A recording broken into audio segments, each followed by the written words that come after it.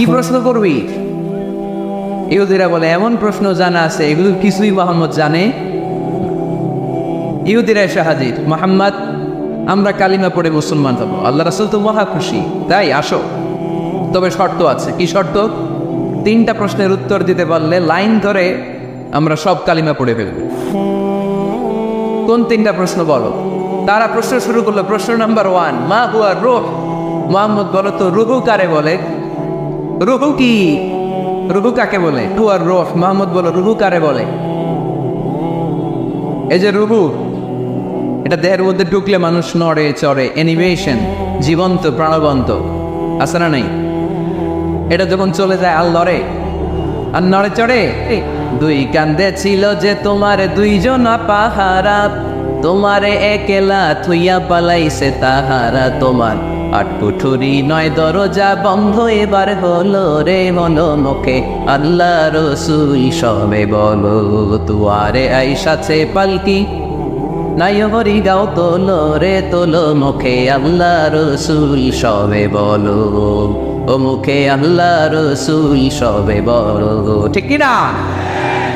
আমাদেরকে একলা ফেলে যখন রুহু চলে যায়, দেহে কোনো নাড়াচাড়া নাই। ইহুদিরা বলল প্রথম প্রশ্ন রুহু কারে বলে বলো। 2 নাম্বার প্রশ্ন মান হুম আসহাবুল কাহফ। আসহাবে কাহফ সম্পর্কে কি জানো? কি জানো বল। গুহাবাসী, গুহাবাসীদের সম্পর্কে কি জানো? অনেক আগে তারা এসেছিল পৃথিবীতে। 3 নাম্বার প্রশ্ন মান হুয়া যুলকারনাইন। যুলকারনাইন সম্পর্কে কি জানো বলো। প্রশ্ন কয়টা? প্রথম প্রশ্ন কি সম্পর্কে? রূপ। দ্বিতীয় প্রশ্ন আসহাবে কাহফ। তৃতীয় প্রশ্ন যুলকারনাইন। আল্লাহ রাসূল সাল্লাল্লাহু আলাইহি ওয়াসাল্লাম বললেন গাদান উজিবুকুম। তাফসীর ইবনে কাসিরে এসেছে, তিনি উত্তর দিলেন গাদান উজিবুকুম, আই উইল আনসার টুমরো। আগামীকাল উত্তর দিব। কারণ জানেন না তো কি করে বলবেন, আর না জানলে উনি বানায় কিছু বলেন, কারণ কোরআন তো পরিচয় দিয়েই দিল তিনি মন গড়া কখনো কিছু বলেন। কাল উত্তর দিব। ওরা আগামীকাল উত্তরের জন্য হাজির, কিন্তু ওহি আসে নাই, উনি বলতেও পারে না। বিশ্বনবী আবার বললেন গাদান উজিবুকুম, আগামীকাল দেব। তারপরের দিন ইহুদিরা এসে হাজির, বিশ্বনবী উত্তর করতে পারেন না। বিশ্বনবী আবার বললেন গাদান উজিবুকুম, আগামীকাল বলে দেবো। আগামীকাল ওরা এসে হাজির, তৃতীয় দিনও তিনি পারেন না।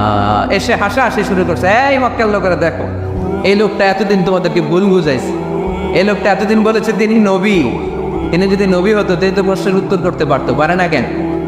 পারে না কেন? এটাই প্রমাণ করে তিনি নবী নন। তিনি যদি পারত উত্তর দিয়ে দিত, তিনি যদি জানতেন তাহলে তো উত্তর দিতেন। পারেন না কেন? 3 দিন 4 দিন, আহা, নবীও লজ্জায় অসহায়, উত্তর দিতে পারেন না। টানা 15 দিন, টানা কয়দিন ওহী আসে নাই, নবী উত্তরও দিতে পারে না। আল্লাহ রাসূল সাল্লাল্লাহু আলাইহি ওয়াসাল্লামের জন্য এত বিব্রতকর পরিস্থিতি আর কখনো ছিল না। তিনি বারবার বলতেছেন কালকে বলবো, কিন্তু উত্তর আসে না। এর কারণ নবী ইনশাআল্লাহ বলে নাই। কি বলে নাই? নবীর মাধ্যমে, আমার পেয়ারা নবীর মাধ্যমে আমাদেরকে শিখানোর জন্য আল্লাহ 15 দিন নবী নাজিল বন্ধ করলেন। চিল্লায় বলেন কয়দিন?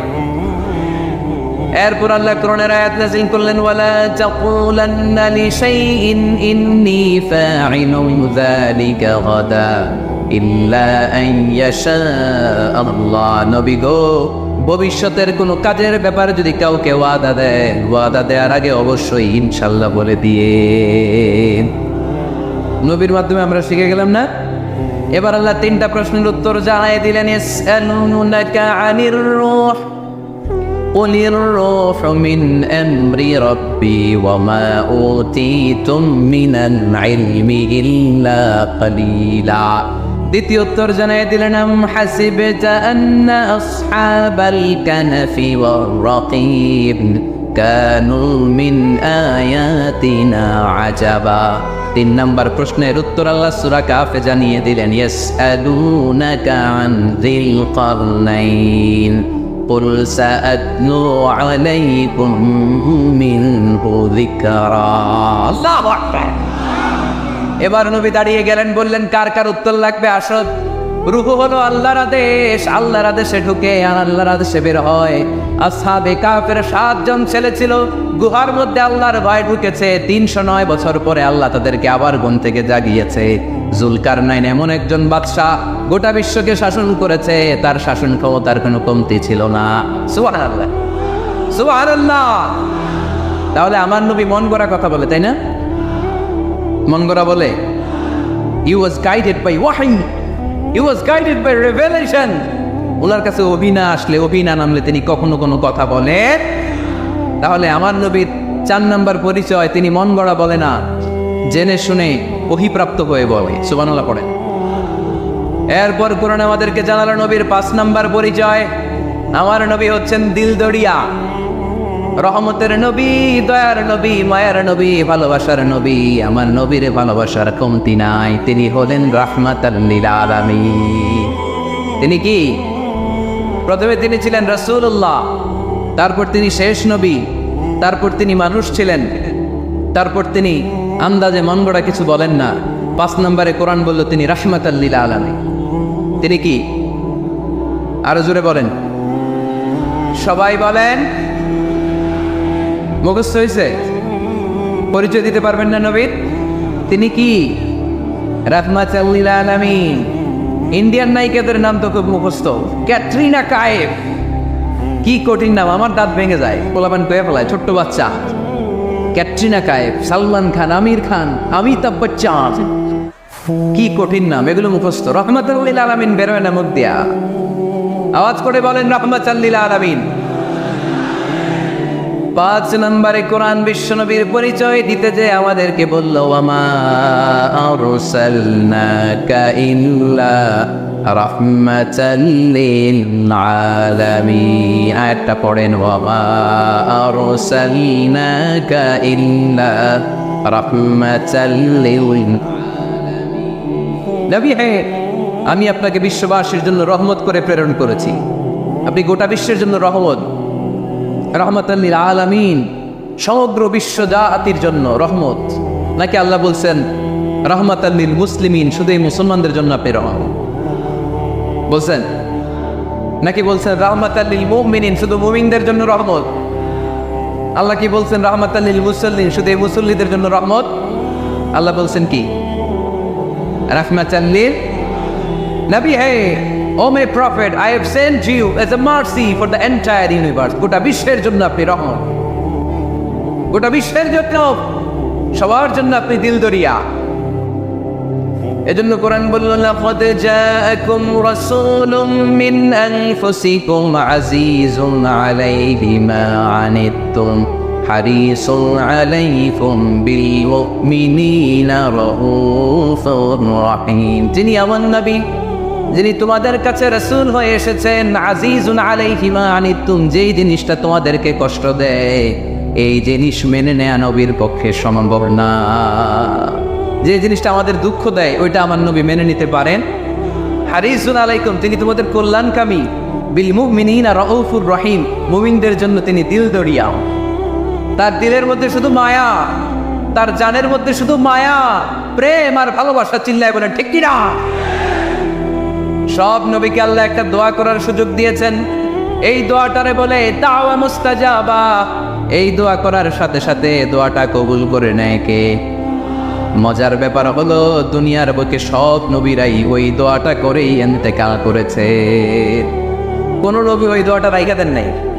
সব নবীকে আল্লাহ বললেন, নবী আপনাদের সবাইকে আমি একটা স্পেশাল চান্স দিব, স্পেশাল অফার, একটা দোয়া। কি লাগবে বলেন, যেটা যাবেন ওইটাই দিব। সব নবীরা পটপট করে টপ টপ করে দোয়াগুলো করে ফেলেছে, কেউ রেখে দেয় নাই।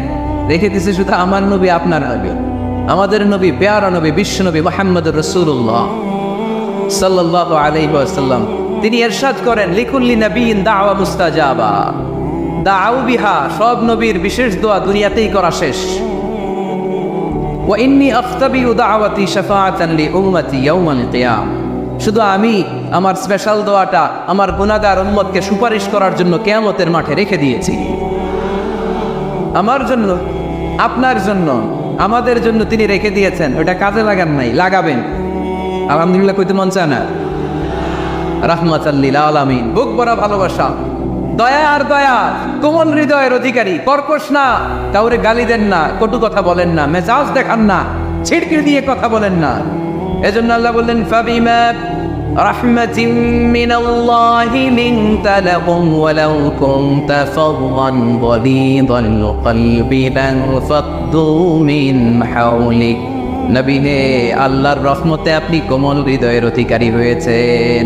আপনি যদি কর্কশ ভাষী হতেন, মেজাজওয়ালা লোক হতেন, এখন যেমনি কোনো জায়গায় গেলে আপনার পিছনে পিছনে লোকজন ঘুরে বেড়ায়, সবাই চলে আসে, আপনি মেজাজ দেখালে আপনার কাছেও কেউ কোনোদিন ঘেষত না। রাসূল সাল্লাল্লাহু আলাইহি ওয়াসাল্লাম যেদিকে যেতেন চারদিক দিয়ে লোক ভিড় করত। আমার নবী যেখানে, ওনারা দেখার জন্য লোক ভিড় করত। আমার নবীর নুরানি চেহারাটাকে একটা নজর দেখার জন্য মানুষ পাগল হয়ে ছুটে আসছে। ফাবিমা রাহমাতিন মিনাল্লাহি লিনতা লাহুম, কোমল হৃদয়ের অধিকারী। উনার ভাষা যখন বেরোয় যেন মুখ দিয়ে মুক্তা ধরে। উনি যখন তাকায় চোখ দিয়ে যেন নূর বের হয়। ওনার চেহারার নূরের ঝলকানি কাফেরদের হৃদয়টারে মুহূর্তের মধ্যে ঠান্ডা করে দেয়। ওনার কণ্ঠের সুমধুর তেলাওয়াত কাফেরদের হৃদয়টারে উজালা করে দেয়। ফাবিমা রাহমাতিন মিনাল্লাহি লিনতা লাহুম, নবী আমার রহমতে আপনি অনেক কোমল হৃদয়ের অধিকারী। আমার নবী এত দিলদরিয়া, কাফেররাও যাতে কালেমার পথে চলে আসে কাফেরদের পিছনে পিছনে ঘুরতেন। আমরা ভাত খাইতে না চাইলে, ছোট বাচ্চারা রাতে না খেয়ে ঘুমায়, সারা রাত না খাইলে ক্ষতি হবে না? গ্যাস্ট্রিক হয়ে যাবে না? দেখবেন মা পিছনে পিছনে ছোটে, বাবা আয়, বাবা একটু খা, খায় না, ছেলে ঘুমায় যায়, মাটা পাগল পড়া হয়ে ছোটে। আমার নবীও মক্কায় একটা কাফের জন্য জাহান্নামের আগুনে না পড়ে ওদের জন্য পাগল হয়ে পিছনে পিছনে ছুটতেন, পিছনে পিছনে যেতেন। আল্লাহ বললেন, নবী ফালাআল্লাকা বাখিউন নাফসাকা আলা আসারিহিম ইল্লাম ইউমিনু বিহাদাল হাদিসি আসাফা। নবী হে, আপনি ওদের ভালোর জন্য ওদের পিছনে ছুটতে ছুটতে ঘটে যান, ওদের পিছনে ছুটতে ছুটতে আপনি তো আপনার জানটারে শেষ করে দিবেন। আপনি তো নিজেরা শেষ করে দিচ্ছেন ওদের পিছনে ছুটতে ছুটতে। নবী গো, আপনি ওদের পিছনে ছুটতে ছুটতে নিজের জানটারে শেষ করে দিয়েন। রহমতের নবী, সবার জন্য হৃদয়ে ভালোবাসা আছে না নাই? আমরা মসজিদ নিয়ে ভাগাভাগি করি না? হানাফি মসজিদ, আহলে হাদিসের বাইরে আইলে কিন খাইবেন? আহলে হাদিস জামে মসজিদ, হানাফিরা ঢুকলে কোথায় বাইর করে দেন? আছে না নাই? কে বলছে আপনারা হানাফি মসজিদ বানাইতে? কে বলছে আপনারা আহলে হাদিস মসজিদ বানাতে? গোটা দুনিয়া যত মসজিদ আছে মসজিদগুলো কার? মসজিদে কাউরে বাধা দেওয়া যাবে না, খবরদার। সবাই এক, সবার জন্য বিশ্বনবীর হৃদয় দিলদরিয়া। আমরা হানাফি মসজিদে আহলে হাদিসদেরকে ঢুকতে দেই না, আহলে হাদিস মসজিদে হানাফিদেরকে ঢুকতে দেয় না, আমিন আসতে বললে ঢুকতে দেয় না, জোরে বললে ঢুকতে দেয় না। বিশ্বনবী মসজিদে নববীতে খ্রিস্টানদেরকে নিয়ে বসে বসে কথা বলেছেন। ইহুদির লাশ দেখে আমার নবী দাঁড়িয়ে গিয়েছেন। আমরা মুসলমান একসাথে বসতে পারি না। রাহমাতাল লিল আলামিন। আমার নবীর 5 নম্বর পরিচয় কি? বই ঘরের ভাই আওয়াজ করে বলেন, 5 নম্বর পরিচয় কি? গোটা বিশ্বের জন্য রহমত। কষ্ট হচ্ছে? শেষ করে দেই। অনেক শুনলেন তো, এক ক্লাস কি এত লম্বা হয় নাকি? হ্যাঁ, ঘন্টা পরে যাবে এখন। আরো শুনবেন? পরিচয় কয়টা গেল? আর কয়টা শুনবেন? আরো 5টা। আমার নবীর 6 নম্বর পরিচয়, আমার নবীর চরিত্র ফুলের চাইতেও, আমরা বলি আমার নেতার চরিত্র ফুলের চাইতেও পবিত্র, কাগজের ফুল। আছে না নাই? এই কথাগুলো আসলে আমাদের ক্ষেত্রে যায় না, যায় আমার নবীর ক্ষেত্রে। আমার নবীর চরিত্র ফুলের চাইতেও পবিত্র চরিত্রের অধিকারী। এটাকে বলা হয় খুলুকে আদিম। এটাকে কি বলে? সবাই বলেন, আরো জোরে বলেন। নবীর ফলোয়ার, নবীর সুন্দর সুন্দর নামগুলো নিতে চায় না, আওয়াজ করে বলেন খুলুকে আদিম। আরবিতে খুলুক মানে চরিত্র, খুলুক মানে এটার বহু বচন আখলাক। আখলাক তো বুঝেন, বলি না লোকটার আখলাক খুব ভালো, স্বভাব চরিত্র ভালো। তো আমার নবীর স্বভাবকে এত অনুপম, এত সুন্দর করে আল্লাহ কোরআনে তুলে ধরেছেন। আল্লাহ এটার নাম দিয়েছেন খুলুকে আদিম। কিনা? খুলুক 3 ধরনের। কয় ধরনের? খুলুকে হাসান, খুলুকে কারিম, খুলুকে আজিম। আই রিপিট, খুলুকে হাসান, খুলুকে কারিম, খুলুকে আদিম। আবার বলি, খুলুকে হাসান, খুলুকে কারিম, খুলুকে আদিম। খুলুকে হাসান মানে সমান সমান, উনিও দমক দিছে আমিও দমক দিছি, এটা খুলুকে হাসান। আমি তো খারাপ কিছু করি নাই, আমি অতিরিক্ত জুলুম করছি নাকি ওনার উপরে? উনিও দমক আমিও দমক, সমান সমান, এটা খুলুকে হাসান। নবীর এটা ছিল না। আরেকটা হচ্ছে খুলুকে কারিম। উনি ধমক দিছে, আমি ধমক দেই নাই, আমি সহ্য করে নিয়েছি। এটা খুলুকে কারীম, এটা খুলুকে কারীম। নবীর এটাও ছিল না, নবীর ছিল এটা খুলুকে আজিম। উনি ধমক দিছে, আমিও ধমক দিছি, না এটা করেন নাই। উনি ধমক দিছে, আমি সহ্য করে নিলাম, কিছু বলি নাই, এটাও করেন নাই। উনি ধমক দিছে, আমি ওনার জন্য দোয়া করলাম আর ওনারে বুকে টেনে নিলাম। আমি ওনারে ভালোবাসতে শুরু করলাম, ওনারে কাছে টেনে নিলাম, ওনারে বুকে জড়িয়ে ধরলাম। সুবহানাল্লাহ পড়তে পারলেন না? এটারে কি বলে? আমার নবীরটা মনে হয় খুলুকে হাসান ছিল, খুলুকে কারীম ছিল। আমার নবীর চরিত্র কি ছিল? এজন্য আল্লাহ বললেন, ওয়া ইন্নাকা লাআলা খুলুকিন আযীম। নবী হে, একটা অনুপম সুন্দর চরিত্র দিয়ে আমি আপনারে তৈরি করেছি। সুবহানাল্লাহ পড়েন। অনুপম চরিত্র, খুলুকে আজিম। খুলুকের ব্যাখ্যা শেষ, এবার ব্যাখ্যা হবে আজিমের। আজিম মানে সুমহান। বুইগরের ভাইয়ের, আজিম মানে, আওয়াজ করে বলো, আজিম মানে নবীর চরিত্র, সুমহান চরিত্র। আজিম শব্দটা আল্লাহ কোরআনে যেন তেন জায়গায় ব্যবহার করে না, যেটার তাৎপর্য, সিগনিফিকেন্স অনেক বড়, অনেক বিশাল, অনেক সুমহান, তখন আল্লাহ ব্যবহার করে আদি। তখন কি ব্যবহার করে? কিয়ামতের দিন আল্লাহ যে একটা ভূমিকম্প পৃথিবীটারে ধরে যে আল্লাহ একটা ছাকুনি দিবেন, পাহাড়গুলো ভেঙে খান খান হবে, স্যাটেলাইটগুলো ভেঙে টুকরা টুকরা হবে। ওই ভূমিকম্পটা মনে হয় সাধারণ ভূমিকম্প। এই ভূমিকম্পের মতো ভূমিকম্প পৃথিবীবাসী কোনোদিন দেখে নাই। এজন্য ওই ভূমিকম্পের বর্ণনা দিতে যে আল্লাহ কোরআনে বললেন, ইন্না জালজালাতাস সাআতি লাশাইউন আযীম। নিশ্চয়ই কিয়ামতের দিনের ভূমিকম্প এটা সাধারণ ভূমিকম্প নয়, এটা সুবিশাল ভয়ঙ্করতম ভূমিকম্প, ঠিক কি না? এই কিতাবটা তো দুনিয়ার অন্যান্য সাধারণ কিতাবের মতো একটা কিতাব, তাই না? অসাধারণ, এটার তুলনা হয় না। এটার মর্যাদা কত বলে বোঝানো যাবে না। তাই এই কিতাবটার কথা বলতে যে আল্লাহ কোরআনে বললেন এটাও আজিম কিতাব। ওয়ালাকাদ আতাইনাকা সাবআম মিনাল মাসানি ওয়াল কুরআনাল আযীম। নবী হে, আপনারা আমি নিত্য পাঠনীয় সপ্তবাক্য দিয়েছি, সাথে সাথে কোরআনে আজিম দিয়েছি। এটা সাধারণ কোরআন না, এটা কোরআনে আজিম। তাহলে ভূমিকম্প এটা বড় ভূমিকম্প, তাই এটা ভূমিকম্প আজিম। এটা সুমহান কোরআন, তাই এটা আজিম। আমার আল্লাহর সত্তা এটা কি সাধারণ না সুবিশাল? এজন্য আল্লাহ নিজের পরিচয় দিতে যেও ব্যবহার করেছেন আযীম। কি ব্যবহার করেছেন? আয়াতুল কুরসি মুখস্থ আছে না সবার? আছে, আছে। সব শেষে আল্লাহ বললেন, ওয়ালা ইয়াউদুহু হিফযুহুমা ওয়া হুয়াল আলিয়্যুল। সবাই বলেন, ওয়া হুয়াল আলিয়্যুল। তাহলে আল্লাহ নিজের পরিচয় দিতে যেও বলেছেন আযীম। তাহলে ভূমিকম্পটা বড়, এটা আযীম। কোরআন যেন যেন কিতাব নয়, এটা আযীম। আমার আল্লাহ সাধারণ কোনো সত্তা নয়, এটা আযীম। আমার নবীর চরিত্র সাধারণ চরিত্র নয়, এটাও আযীম। চিন্তায় বলো, ঠিক কি না? এজন্য আল্লাহ বলেছেন, ওয়া ইন্নাকা লাআলা খুলুকিন আযীম। নবী হে, আপনার চরিত্রের কোনো তুলনা হয় না। এত সুন্দর, এত অনুপম চরিত্র আপনার চরিত্র। এক মাথা থেকে পা পর্যন্ত এক ফোঁটা কালো দাগ ফেলানোর মতো কোনো সুযোগ আপনার চরিত্রের ভেতরে নাই। চিল্লায় পড়েন আল্লাহু আকবার। এজন্য কোরআন আমাদেরকে জানিয়েছে, ওয়া ইন্নাকা লাআলা খুলুকিন আযীম। নবী হে, আমি আপনাকে সুমহান চরিত্র দান করেছি। সুবহানাল্লাহ।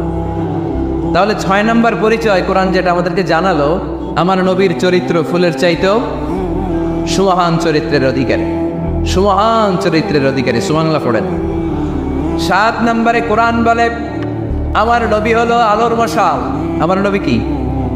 আরো জোরে বলেন। আলোর মশাল দেখছেন আপনারা? কে কে দেখছেন? বাকিরা দেখেন নাই? বাকিরা কি দেখছে? হারিকেন, একজনকে হারিকেন। মোমবাতি দেখছেন কে কে? দেখি। ও, এটা মোমবাতি জেনারেশন।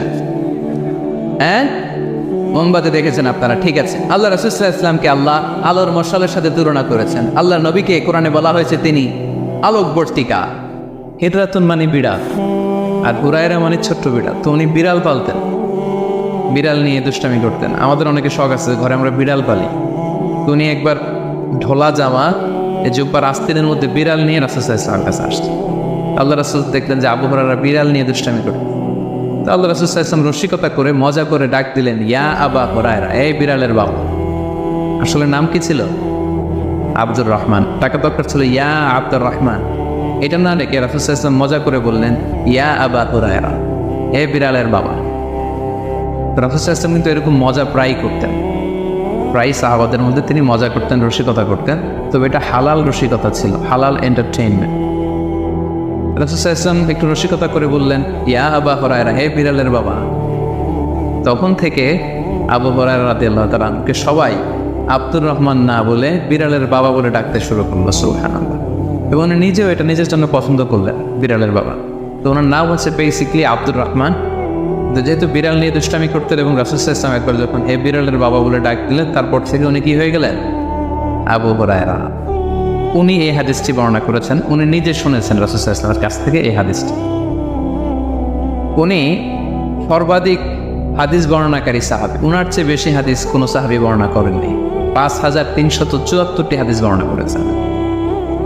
মসজিদে নববীর পাশে একটা বারান্দা আছে, এটাকে বলে সুফা। এই বারান্দায় যে সাহাবারা থেকে থেকে পড়াশোনা করতো ওনাদেরকে বলা হতো আহলে সুফা। আবু হুরায়রা রাদিয়াল্লাহু তাআলা আনহু এই আহলে সুফার সদস্য ছিলেন। উনি বলতেন যে আমাদের অনেক সাহাবারা ব্যবসা করতো, কেউ এটা করতো সেটা করতো, আমি কিছুই করতাম না। আমার শুধু খাওয়ার ব্যবস্থাটা হইলেই আমি রাসূল সাল্লাল্লাহু আলাইহি ওয়াসাল্লামের সাথে থাকতাম, সারাদিন থাকতাম, আর উনি যাই বলতো আমি এটা মানুষের কাছে বর্ণনা করে পৌঁছে দিতাম। সুবহানাল্লাহ। এজন্যই উনি এত হাদিস বর্ণনা করেছেন। শুরুতে উনি এত হাদিস বর্ণনা করতে পারতেন না। উনি একবার বললেন, ইয়া রাসূলুল্লাহ সাল্লাল্লাহু আলাইহি ওয়াসাল্লাম, আসমা'ু মিনকা হাদিসান কাসীরান, আমি তো আপনার কাছ থেকে অনেক হাদিস শুনি, ফালা আহফাজ, কিন্তু এগুলো আমার মনে থাকে না, কি করব? আল্লাহ রাসূল সাল্লাল্লাহু আলাইহি ওয়াসাল্লাম বললেন, উবসুত রিদাক, তুমি তোমার চাদরটা বিছিয়ে দাও। আবু হুরায়রা রাদিয়াল্লাহু তাআলা চাদর বিছিয়ে দিলেন। রাসূল সাল্লাল্লাহু আলাইহি ওয়াসাল্লাম ওই চাদরের মধ্যে এরকম হাত বুলিয়ে দিলেন, বললেন এবার এটা গায়ে দাও। এটা গায়ে দেওয়ার পর থেকে উনি বললেন, এরপর থেকে জীবনে যত হাদিস শুনেছি আল্লাহ রাসূল সাল্লাল্লাহু আলাইহি ওয়াসাল্লামের মুখ থেকে একটাও ভুলি নাই, একটাও ভুলিনি। রাসূল সাল্লাল্লাহু আলাইহি ওয়াসাল্লামের দোয়ার বরকত, রাসূল সাল্লাল্লাহু আলাইহি ওয়াসাল্লামের দোয়ার বরকতটা এরকম ছিল, উনি যদি কোনো লোনা পানির কুয়ার মধ্যে ওযু করে কুলির পানি ফেলতেন, ওইটা মুহূর্তের মধ্যে মিঠা পানির কুয়া হয়ে যেত।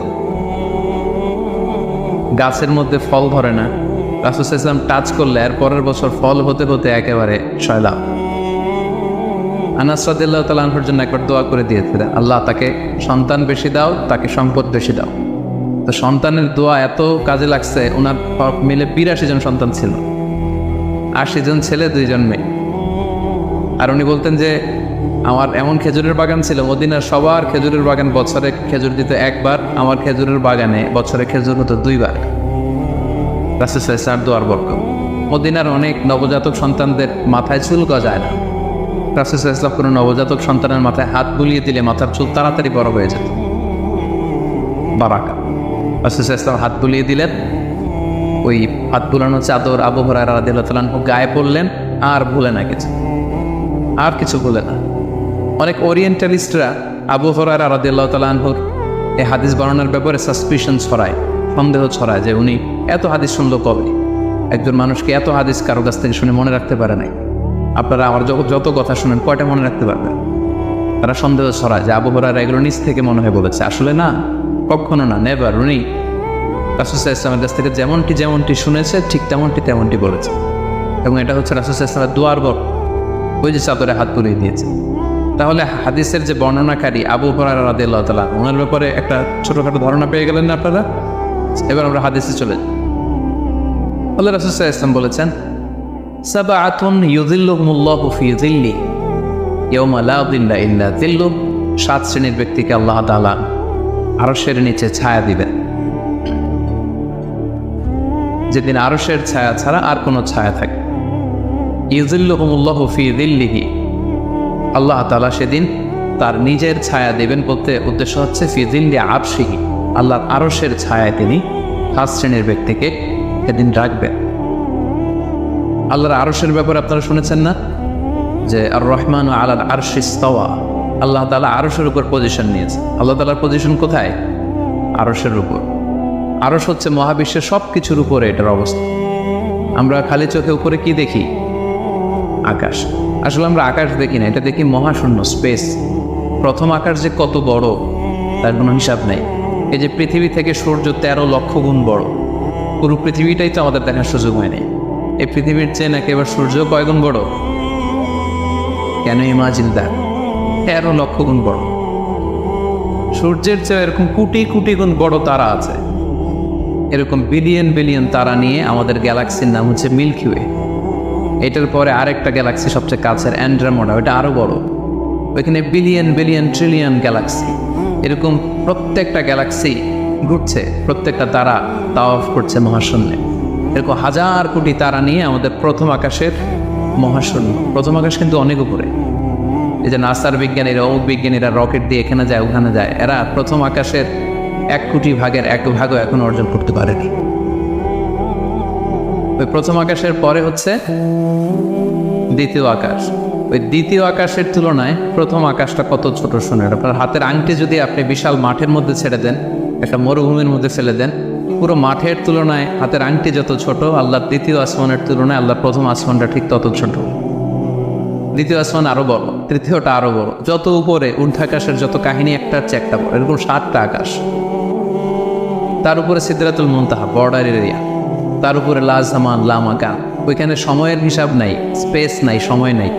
কারণ আল্লাহরের সময় দিয়ে বাঁধা যায়? আমাদের যেমন বসতে জায়গা লাগে, আল্লাহর পজিশনের থেকে জায়গার প্রসঙ্গটা আসে না। কারণ লাইসা কামিসলিহি শাই, উনি কারো মতো না, উনি উনার মতো। ওয়ালাম ইয়াকুল্লাহু কুফুয়ান আহাদ, তার মতো কেউ নাই। তো তিনি কার মতো? তিনি তার মতো। তার মতো কেউ নাই, তো তিনি কার মতো? তিনি তার মতো।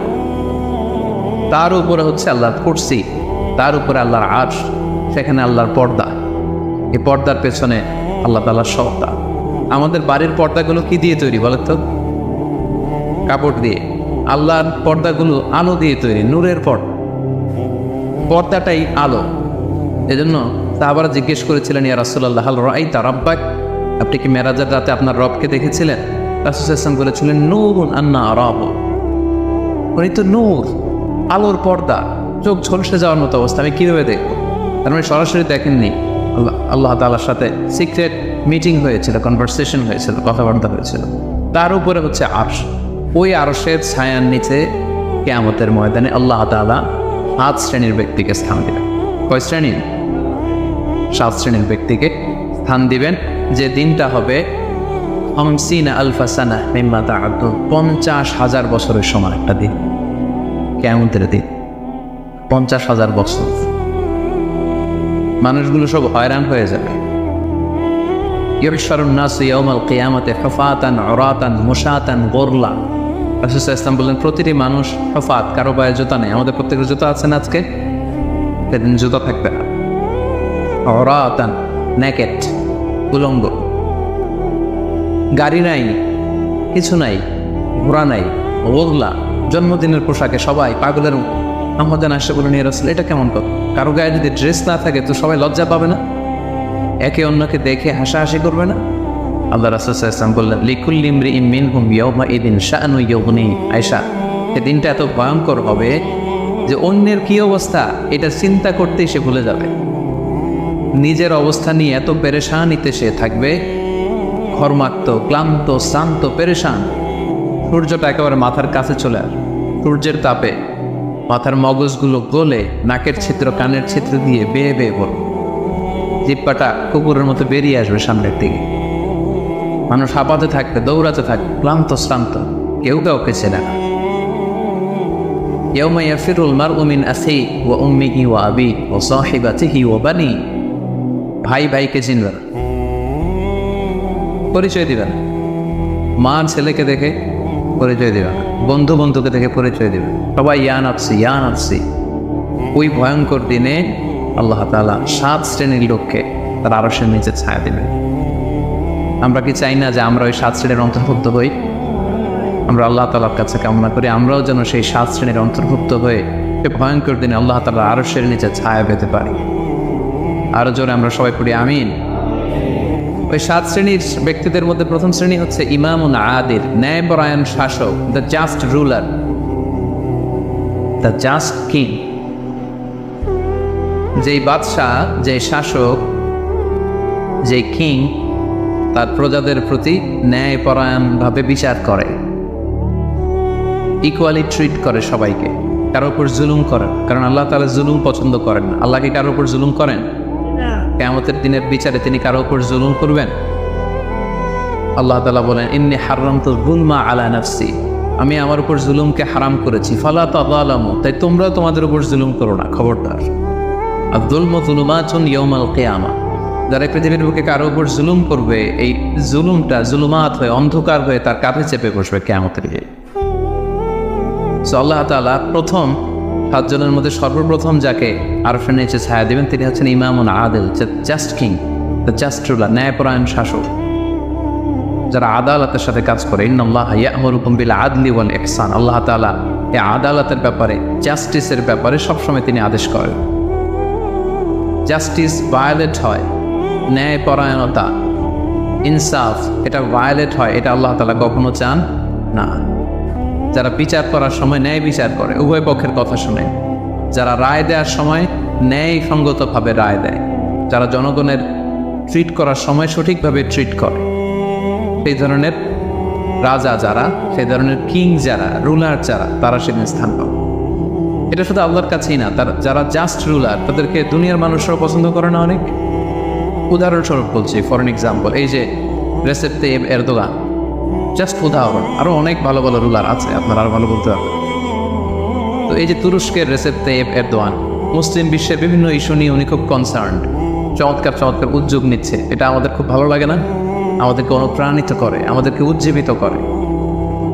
ইভেন কি অমুসলিম রাষ্ট্রপ্রধান যারা এই জাস্ট রুলার, যারা সবসময় কি করে, ন্যায়পরায়ণতার সাথে মানুষের সাথে ট্রিট করে, তাদেরকে সবাই পছন্দ করে। কানাডার প্রধানমন্ত্রীর নাম জানেন আপনারা? এই যে জাস্টিন ট্রুডো, সে অমুসলিম, তাই না, খ্রিস্টিয়ান খুব সম্ভব, তারপরেও তাকে সবাই খুব পছন্দ করে। কেন? ইজ এ জাস্ট রুলার, তাই না? জনগণের প্রতি সে ন্যায়পরায়ণ, একজন ন্যায়পরায়ণ রাষ্ট্রনায়ক সে। সো ইমামুন আদিল, প্রথম শ্রেণী হচ্ছে এমন শাসক যে হচ্ছে ন্যায়পরায়ণ, যার কাছে কেউ বিচার চাইলে সে মাজলুম হয় না, তার জনগণের প্রতি যে দায় দায়িত্ব এটা সে সঠিকভাবে পালন করে। বিচার করার সময়, রায় দেওয়ার সময় সে উল্টাপাল্টা রায় দেয় না, আদালতের সাথে সবাইকে এক চোখে দেখে। এই ব্যক্তিকে সেদিন আল্লাহ তাআলা আরশের নিচে ছায়া দেবে। এই পয়েন্টটা সবার কাছে ক্লিয়ার না? ইমামুল আদিল। 2 নম্বর হচ্ছে ওয়াশাবুন নাশাআ ফি ইবাদাতিল্লাহ, এমন যুবক যে যুবক তার যৌবনটাকে আল্লাহর ইবাদতে কাটিয়ে। এখানে এই যে আপনারা যারা বসে আছেন বেশিরভাগই হচ্ছেন যুবক, বেশিরভাগই সবাই তো যুবক। আমি তো বয়সে তো তেমন কাউকে দেখতে পাচ্ছি না, একজন তারা তো একজন, তাও খুব বয়স্ক না, আমাদের কাছাকাছি বা কিছু বড় হবে, ঠিক কিনা? সাধারণত যুবক ধরা হয় কোন বয়স থেকে কোন বয়সে? লেটস সে 20 থেকে 40, তাই না? 20 থেকে 40, এই 20 বছরের সময়টা হচ্ছে একেবারে জীবনের সবচাইতে মাহেন্দ্রক্ষণ। এত শক্তি, সম্ভাবনা, টকবগে যুবক, যুবকদের মধ্যে আল্লাহ অনেক প্রাণ শক্তি দিয়েছে। এরা বিপ্লব ঘটায় ফেলতে পারে, এরা সময়ের গতিস্রোতকে পাল্টে দেয়, সাগরের স্রোতকে উল্টে দেয়, এরা বিপ্লব করে ফেলে, ইতিহাস রচনা করে, ঠিক কিনা? এই যুবক তার যৌবনের মোক্ষম সময়টা অন্যায় করে কাটায় না, আজে বাজে কাজ করে কাটায় না, জুলুম করে কাটায় না, দুর্নীতি করে কাটায় না, টেন্ডারবাজে, চাঁদাবাজে, মিথ্যা, খারাপ কাজ, কোনো এই ধরনের কাজের সাথে নিজেকে জড়িত রাখে না, বরং নাশাআ ফি ইবাদাতিল্লাহ, আল্লাহর ইবাদতে তার জীবনটাকে কাটায়। এজন্য যৌবনের এই সময়টা প্রিয় ভাইরা অনেক দামি, এটা বেশি দিন থাকবে না। রং ধরা যৌবন জং ধরে নাই, শেষ। এ দেখতে দেখতে ছোট্ট কিশোর হয়ে পৃথিবীতে এসেছিলেন, শিশু ছিলেন, কিশোর, তারপর এখন যুবক, কিছুদিন পরে বিয়ে করে থাকলে দেখবেন যে আল্লাহ ঘরে মেহমান পাঠিয়ে দিলে বাবা হয়ে গেছে। কিছুদিন পরে মেয়েটারে বিয়ে দিলে এরপর কি হয়ে যাবেন? শ্বশুর হয়ে যাবেন, এরপরে নানা হয়ে যাবেন, দাদা হয়ে যাবেন। এই তো জীবন, this is the circle of life. রং ধরা যৌবন জং ধরে শেষ, এটা থাকে না খুব বেশি দিন। এজন্য এই যৌবনের এই সময়টাকে যারা আল্লাহর ইবাদতে তারা কাটিয়েছে, তাদেরকে আল্লাহ তাআলা আরশের নিচে ছায়া দিবেন। নাশাআ ফি ইবাদাতিল্লাহ। যৌবনের ইবাদতকে আল্লাহ তাআলা খুব বেশি পছন্দ করে। ইবাদতটা অনেক ব্রড সেন্সে যদি আপনি চিন্তা করেন, অনেকে মনে করে যে শুধু নামাজ পড়া, শুধু রোজা রাখা, শুধু জিকির করা এটাই ইবাদত। আসলে ব্যাপারটা কিন্তু এমন নয়। মানব কল্যাণে আপনি যাই করেন, আল্লাহ তাআলার আদেশ পালনে আপনি যাই করেন, সবটাই ইবাদত, ঠিক কিনা? আপনি যদি রক্ত দেন, মুমূর্ষ রোগীকে বাঁচাতে রক্তের প্রয়োজন হয় না? আপনি যদি তাকে বাঁচাতে রক্ত দেন, এটাও ইবাদত। আপনি পরিবেশকে সুন্দর রাখার জন্য গাছ লাগালেন, এটাও ইবাদত।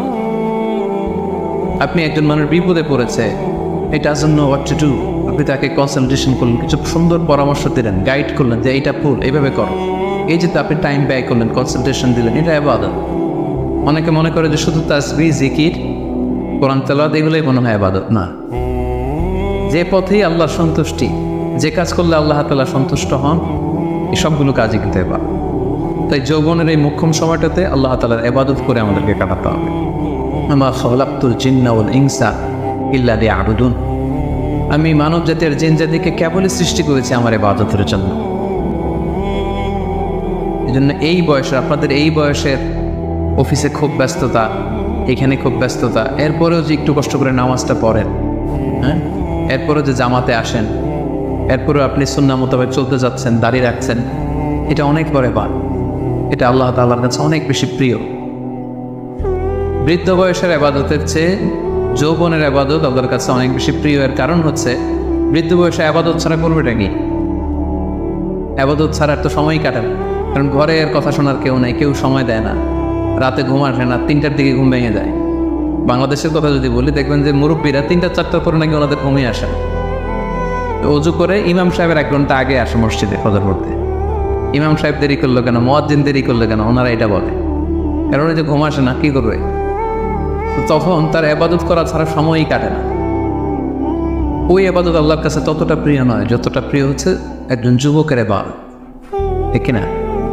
আপনি যৌবন কালে যদি আল্লাহ তাআলা দাসত্ব করতে পারেন, ইবাদত করতে পারেন, তার বার্ধক্যে উপনীত হওয়ার পরে ইবাদত করতে না পারলেও আল্লাহ তাআলা ইবাদত দিয়ে আপনার আমলনামা পূর্ণ করে দেয়। ওটা ফজরের সময় উঠতে পারতেছেন না, কোমরে ব্যথা, ডায়াবেটিস ইত্যাদি ইত্যাদি, আল্লাহ বলবে যুবক অবস্থায় কি করেছিল ওটা দেখ, ওই সময় যা করছে ওটা লিখে দাও। এই জন্য আল্লাহ রাসূল সাল্লাল্লাহু আলাইহি ওয়াসাল্লাম বলেছেন যে এই যৌবনটারে কাজে লাগাও। আল্লাহ রাসূল সাল্লাল্লাহু আলাইহি ওয়াসাল্লাম বলেছেন 5টা বিষয় আসার আগে 5টা জিনিসকে কাজে লাগাও। তার মধ্যে একটা হচ্ছে শাবাবাকা ক্বাবলা হারামিক, বার্ধক্য আসার আগে যৌবনকে কাজে লাগাও। সিহহাতাকা ক্বাবলা মারাদিক, অসুস্থতা আসার আগে সুস্থতাকে কাজে লাগাও। গিনাকা ক্বাবলা ফাকরিক, গরিব হয়ে যাওয়ার আগে তোমার ধনাঢ্যতাকে কাজে লাগাও। ফারাগাকা ক্বাবলা শুগলি, ব্যস্ত হয়ে যাওয়ার আগে অবসরটারে কাজে লাগাও। হায়াতাকা ক্বাবলা মাউতিক, মৃত্যু আসার আগে জীবনটারে কাজে লাগাও। এই জন্য যৌবনটাকে যেন আমরা কাজে লাগাই প্রিয় ভাই। এবং কিয়ামতের ময়দানে 5টা প্রশ্ন করা হবে, এই 5টা প্রশ্নের উত্তর না দিয়ে কোনো বনি আদম পাই নাড়াতে পারবে, পা নাড়াতে পারবে না। এর মধ্যে প্রথম প্রশ্ন, আন হায়াতিহি ফিমা আফনা, তার জীবনটা সে কোন কাজে লাগিয়েছে। ও আন শাবাবিহি ফিমা আবলা, জীবনের মধ্যে যে যৌবন ছিল ওই সময় কি করছে? সে কি ইসলামের বিরুদ্ধে তার কাজ করেছে? আরাম কাজগুলোতে সময় ব্যয় করেছে? আরাম ব্যবসা করেছে? আরামের সাথে সম্পৃক্ত ছিল? ইসলাম বিরোধী গোষ্ঠীর সাথে সম্পৃক্ত ছিল? আপনাকে জিজ্ঞেস করা হবে যে যৌবনের সময়টা আপনি কি কাজে লাগিয়ে, নাকি ইসলামের পক্ষে ছিল, যা করেছে ইসলামের পক্ষে কাজে লেগেছে?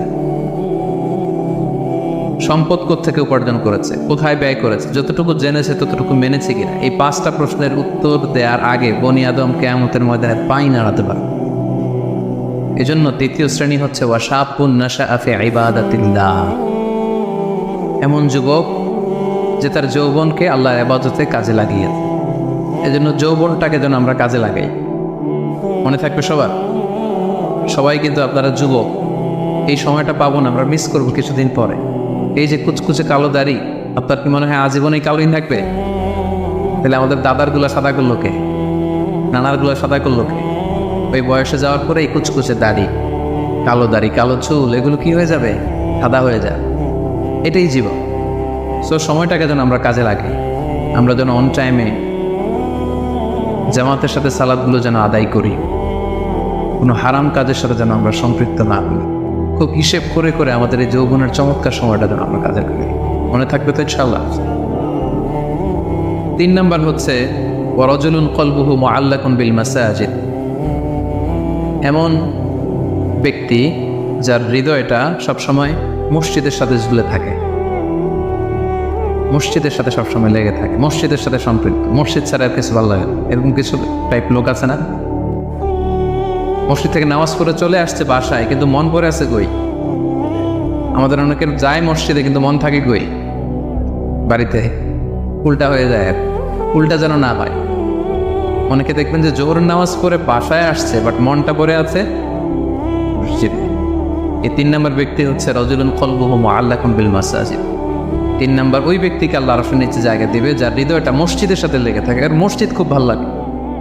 জোহর পরে বাসায় আসে কিন্তু মনটা পড়ে থাকে মসজিদে, ভাবে যে আসরটা পড়তে কখন যাব। আবার আসরের সময় যে যখন বের হয় মনে মনে ভাবে মাগরিবের সময় আমি কই থাকবো, আশেপাশে সূরাও থাকবে কিনা, মসজিদের জায়গা থাকবে কিনা, নামাজটা জামাতে হবে কিনা, একটা টেনশন, একটা পেরেশানি, সবসময় মসজিদের দিকে মনটা লেগে থাকে সব সময়। এই ধরনের লোককে আল্লাহ তাআলা সেদিন তার আরশের নিচে ছায়া দেবে। একটা হাদিস আল্লাহ রাসূল সাল্লাল্লাহু আলাইহি ওয়াসাল্লাম বলেছেন যে মান গাদা ইলাল মসজিদি আও রাহা আ'তাল্লাহু লাহু নুজুলান ফিল জান্নাতি কুল্লামা গাদা আও রাহা। সকাল সন্ধ্যা যে ব্যক্তি সবসময় মসজিদে যায়, যতবার সে মসজিদে যাবে ততবার আল্লাহ তাআলা জান্নাতের মধ্যে তার জন্য স্পেশাল একটা অ্যাপার্টমেন্ট তৈরি করবেন, স্পেশাল একটা বানকুয়েট হল তৈরি করবেন। যে এরকম বানকুয়েট হল যেখানে তার হসপিটালিটি, তাকে আপ্যায়নের জন্য ফেরেশতারা বলি থাকে। আল্লাহু আকবার। এজন্য মসজিদের সাথে যেন আমরা আমাদের সম্পর্কটাকে গড়ে তুলি। যদিও এই কোভিডের কারণে মসজিদে যাওয়ার সুযোগ খুব একটা আমাদের হচ্ছে না। আমি জানি না আপনাদের এলাকাগুলোতে কেউ যেতে পারেন না। আমি নিজেও অনেক দিন মসজিদে নামাজ পড়তে পারছি না। মাঝে মাঝে আমাদের ইউনিভার্সিটিতে যেতাম জুমার সালাতে, এখন সেটাও যাওয়া যায়, সুযোগ নাই। একটা সময় ছিল অনেকে যায় না, এখন মসজিদের দরজাগুলো বন্ধ। আমার মোহতারাম মরহুম নানা শ্বশুর গোলাম সরোয়ার সাইরি নানাভাই ইন্তেকাল করেছেন, আপনারা জানেন। উনি চমৎকার একটা আলোচনা করেছিলেন। উনি বলছিলেন যে হে যুবক, তুমি কি এখনো মসজিদে যাবে না? তুমি কি দেখছো না গোটা বিশ্বের মসজিদগুলোতে তালা চলছে? কখন তোমার হুঁশ ফিরবে? আর কবে তুমি নামাজি হবে? এখন তো তুমি চাইলেও যেতে পারবে না, এখন তো চাইলেও যেতে পারছি না, ঠিক কিনা? একটা সময় যাই নাই, অনেকেই যায় নাই। এখন মন চাচ্ছে মসজিদে যে নামাজ করবো, তারপরও যাওয়ার সুযোগ নাই। এই যে মালয়েশিয়াতে প্রায় 1 বছর ধরে আমরা মসজিদে রেগুলারলি যেতে পারছি না। কিছুদিন অবস্থা ভালো হলে খুলে দেয়, তারপরে আবার লকডাউন, আবার MCO, মুভমেন্ট কন্ট্রোল অ্যাক্ট। চাইলেও কিন্তু আমরা যেতে পারবো না। এবং এই পরিস্থিতি থেকে আসলে উত্তরণ হবে কিনা আমাদের কোনো গ্যারান্টি আছে? নতুন আরেকটা করোনা ভাইরাসের ধরন পাওয়া গিয়েছে ইউকেতে, লকডাউন, সব ইন্টারন্যাশনাল ফ্লাইট ক্যান্সেল। ওইটা নাকি এই কোভিডের 10 গুণ বেশি শক্তিশালী। এটা যদি চারদিক থেকে হামলা করে, অ্যাটাক করে, আমরা যাবো কোথায়? একটা সময় মসজিদে আমরা যাই নাই, এখন চাইলেও যেতে পারছি না। যেন সম্মানিত ভাইয়েরা, আমরা আল্লাহ তাআলার কাছে দোয়া করি যে আমাদের এই কঠিন পরিস্থিতি থেকে আল্লাহ তাআলা আমাদেরকে উত্তরণ দিক, মসজিদগুলোকে আল্লাহ তাআলা তুলে দেওয়ার ব্যবস্থা করে দিক, আমরা যেন আবার আগের মতো মসজিদে যে আল্লাহ তাআলাকে সেজদা দিতে পারি। সো রাজুলুন কলবুহু মুআল্লাকুন বিল মাসাজিদ। 3 নম্বর হচ্ছে এমন ব্যক্তি যার অন্তরটা সবসময় মসজিদের সাথে লেগে থাকে। দেখবেন অনেক লোক আছে মসজিদে গেলে ভালো ফিল করে, he feels good, he feels very comfortable. মসজিদে গেলে কেমন যেন একটা আরাম লাগে, শান্তি লাগে, প্রশান্তি অনুভব হয় না আপনাদের? মসজিদে গেলে অনেকের ঘুমও চলে আসে শান্তির চোটে। মসজিদে জুমার খুতবা দেওয়ার সময় ঘুম আসে না অনেকের? কারণ ওই সব গুনার বোঝা তো মসজিদের বাইরে ফেরেশতারা রেখে দিয়েছে। এবার হালকা হয়ে, পাতলা হয়ে, প্রশান্ত চিত্তে মসজিদে ঢুকলে প্রশান্তের ঘুম চলে আসে। এই জন্য আমাদের কামনা, ইচ্ছা, বাসনা, আকাঙ্ক্ষা এমন যেন হয় যে আমরা যেন সবসময় মসজিদ কেন্দ্রিক থাকতে পারি। কাজী নজরুল খুব চমৎকার করে লিখেছেন, মসজিদেরই পাশে আমার, যাতে ঘুরে বসে মুয়াজ্জিনের আজান শুনতে পাই। শুনেছেন না আপনারা? মসজিদেরই পাশে আমায় কবর দিও ভাই, যেন করে হতেও মুয়াজ্জিনের আজান শুনতে পাই। আমার ঘরের পাশে দিয়ে ভাই নামাজিরা যাবে, পবিত্র সেই পায়ের ধ্বনি এ বান্দা শুনতে পাবে। গোনাজাব হতে গুনাহগার পাইবে রেহাই। বল সবাই, মসজিদেরই পাশে আমায় কবরে দিও ভাই, যেন করে হতেও মুয়াজ্জিনের আযান শুনতে পাই। কত মুমিন নামাজি ভাই মসজিদে আল্লাহর নামের জিকির করে লুকিয়ে গভীর রাতে। আমি তাদের সাথে ওই আল্লাহ নামে জপতে চাই, আল্লাহর নামে জপতে চাই। মসজিদেরই পাশে আমায় কবরে দিও ভাই, যেন করে হতেও মুয়াজ্জিনের আযান শুনতে পাই। পড়েন আমিন। অসাধারণ চেতনা, হোয়াট এ স্পিরিট। ঢাকা বিশ্ববিদ্যালয়ের পাশে সমুদ্র কেন্দ্রীয় লাইব্রেরির পাশে নজরুলের কবরটা আজও আছে। আমি জিয়ারত করেছি একবার, যে মসজিদ, কেন্দ্রীয় মসজিদ ঢাকা বিশ্ববিদ্যালয়ের, তার পাশেই নজরুলের কবর। আজান হচ্ছে, লোকেরা দোয়া করছে, কবর জিয়ারত করছে। কি চেতনা ছিল, হৃদয় থেকে দোয়াটা করেছেন, আল্লাহ কবুলও করেছেন আলহামদুলিল্লাহ। রাজুলুন কলবুহু মুআল্লাকুন বিল মাসাজিদ। 3 নম্বর ব্যক্তি হচ্ছে যার হৃদয়টা সবসময় মসজিদের সাথে ঝুলে থাকে, সালাতের সাথে ঝুলে থাকে, সিজদার সাথে ঝুলে থাকে। মসজিদের সাথে সম্পর্ক আমরা বাড়াবো তো এখন থেকে? রাজি আছেন সবাই? আচ্ছা, চতুর্থ শ্রেণী হচ্ছে রজুলানি তাহাব্বা ফিল্লাহ ইজতামা আলাইহি ওয়া তাফাররাকা আলাইহি। এমন 2 ব্যক্তি যারা একে অপরকে আল্লাহর জন্য ভালোবাসে, যারা একে অপরকে আল্লাহর জন্য ভালোবাসে।